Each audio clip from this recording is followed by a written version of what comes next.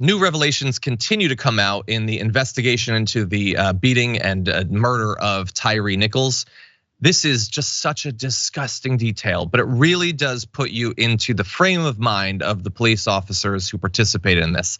A Memphis officer texted a photo of Tyre Nichols after the beating, according to new documents. The cop admitted to sending that photograph to at least 5 different people, including 2 fellow cops, a civilian employee at the department, and a female acquaintance.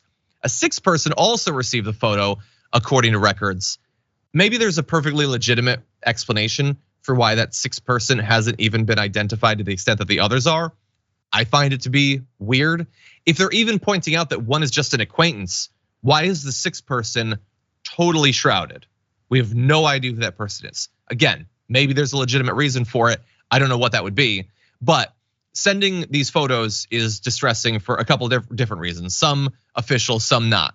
So officially, it's a violation about policies that are intended to keep information confidential. You can't actually do this. But police officials also say it was part of a pattern of mocking, abusive, and blatantly unprofessional behavior by the officers that also included shouting profanities at Mr. Nichols, laughing after the beating, and bragging about their involvement. Well, look, if details like this help get people to understand what their frame of mind was, then good. But we don't require it. We know exactly what their frame of mind was. We know why they did what they did. We know what they were experiencing as they did it, and we know why they didn't care afterwards to try to save his life.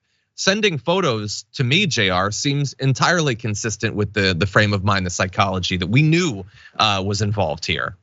That's part of the cruelty, right? You know, people like their trophies. People want to show other folks what it is they did. We saw with the January 6th insurrectionists run up in the Capitol. They took pictures, they posted about themselves, admitted on camera what they were going to do, what they were doing as they were doing it, and afterwards what they had just done. That's just the nature of these types of folks. Part of the whole thing is the clout chasing. And then look what I just did.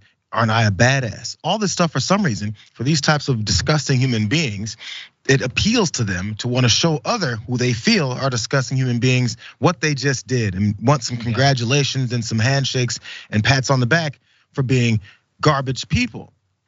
Fine, none of this is new, but this is another reason why. And people may say, oh, these were 5 black officers. Yes, the 6th was fired as well, a white guy, but still, these black officers, it can't be based in racism. Look at it, look what's going on. It's not a racist system at all, except it does have some harkening back to the way people did have picnics and gatherings around lynching black folks. A similar thing here when this black person was beat to death and murdered, and now we have to show off our memorabilia, our trophies. People took trophies home from these disgusting, murderous events that used to happen in this country.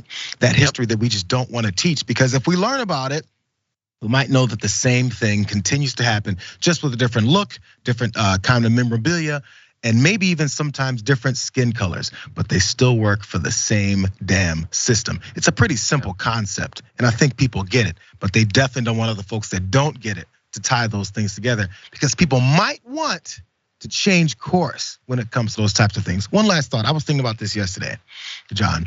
You know what people should be the most excited or jazzed up about changing the way we do things in this country? Not the white folks that they say whenever they see anyone talk about our systems of racism in the country, that white folks, this is an anti-white approach. White folks, who are the descendants of many of these folks that did it, should be the most jazzed about changing course and be like, we don't do like what happened before. We're different than that. But we can't acknowledge that you want to stay with it. If we were actually looking to be a better country, you would actually want to change the way things were rather than mask it and act like it just never happened. It keeps happening. Just because these are different kinds of police officers doesn't mean it's not the same thing. Yeah, 100%. Yeah, and I'm glad that you brought that up. If you hadn't, I was gonna reference the lynchings as well. Like, one wonders how far you would have to travel from the place that Tyre Nichols was beaten to death to get to the closest place that a lynching was conducted. How far do you think in America would you have had to travel? I bet not that far. And 100%, they would cut pieces of the bodies off and then take them home to display. They would take pictures with the corpses.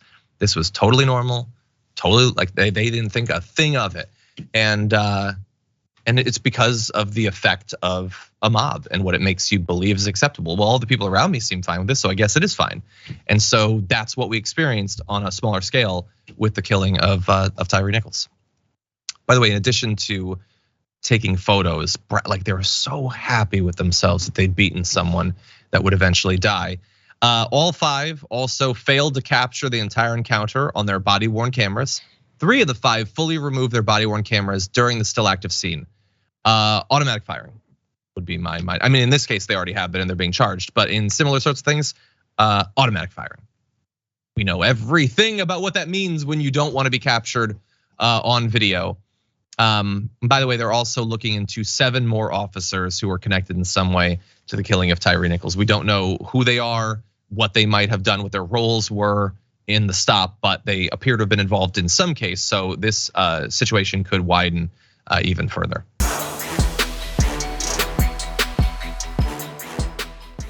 Check out the Damage Report podcast each day, wherever you get your podcasts, whether Pocket Casts or Stitcher or iTunes.